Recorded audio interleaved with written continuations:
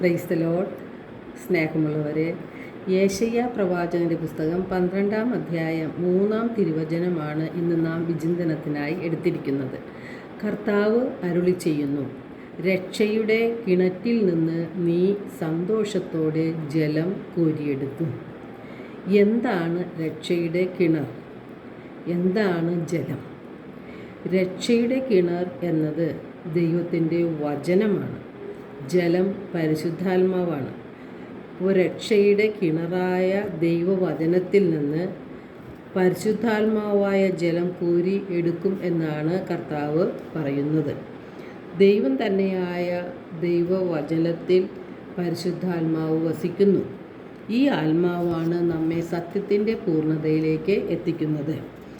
നമുക്ക് രക്ഷ പ്രദാനം ചെയ്യുന്നതും ഈ പരിശുദ്ധാത്മാവ് തന്നെയാണ്. യേശു പറയുന്നുണ്ട്, എന്നിൽ വിശ്വസിക്കുന്നവൻ്റെ ഹൃദയത്തിൽ നിന്ന് വിശുദ്ധ ലിഖിതം പ്രസ്താവിക്കുന്നത് പോലെ ജീവജലത്തിൻ്റെ അരുവി ഒഴുകും. യേശുവിൽ വിശ്വസിക്കുന്നവർ സ്വീകരിക്കാനിരിക്കുന്ന പരിശുദ്ധാത്മാവിനെ പറ്റിയാണ് യേശുനാഥൻ പറയുന്നത്.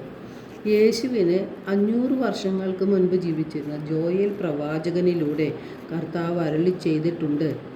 ജോയേൽ 2:28 എല്ലാവരുടെയും മേൽ എൻ്റെ ആത്മാവിനെ ഞാൻ വർഷിക്കും.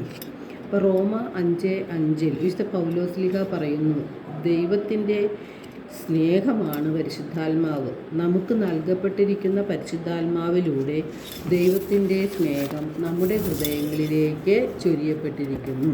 അപ്പോൾ നമ്മുടെ ആത്മാക്കളെ രക്ഷിക്കുവാൻ കഴിയുന്നത് ദൈവത്തിൻ്റെ വചനങ്ങൾക്കാണ്.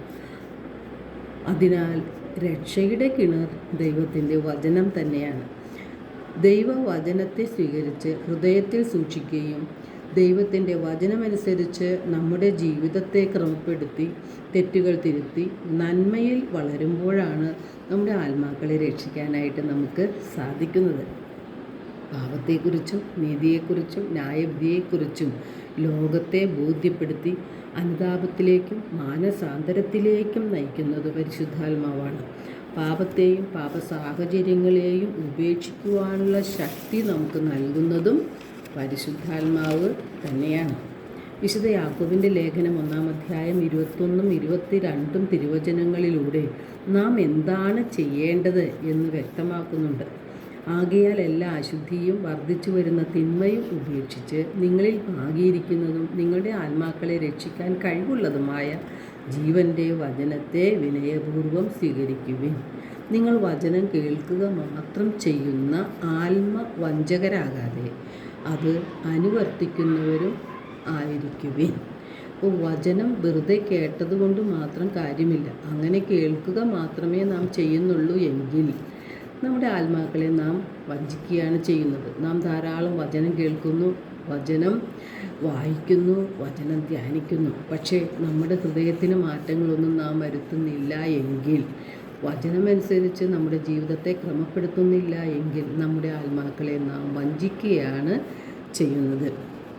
വചനമനുസരിച്ച് ജീവിക്കുവാനുള്ള പ്രേരണ നൽകുന്നത് പരിശുദ്ധാത്മാവാണ്. അതുകൊണ്ട് പരിശുദ്ധാത്മാവിനാൽ നിറയുവാനായിട്ടാണ് ഓരോ ദിവസവും നാം പ്രാർത്ഥിക്കേണ്ടത്. നമ്മുടെ ആവശ്യങ്ങളെല്ലാം അറിയുന്ന കർത്താവ് അവയെല്ലാം നമുക്ക് നിറവേറ്റിത്തരും. കാരണം നാം ദൈവത്തിൻ്റെ മക്കളാണ്. നാം പ്രാർത്ഥിക്കേണ്ടത് പരിശുദ്ധാത്മാവിനെ ലഭിക്കുവാൻ വേണ്ടിയാണ്. എല്ലാവർക്കും ഒരു നല്ല ദിനം ആശംസിക്കുന്നു. ദൈവം നമ്മെ ഓരോരുത്തരെയും സമൃദ്ധമായി അനുഗ്രഹിക്കട്ടെ.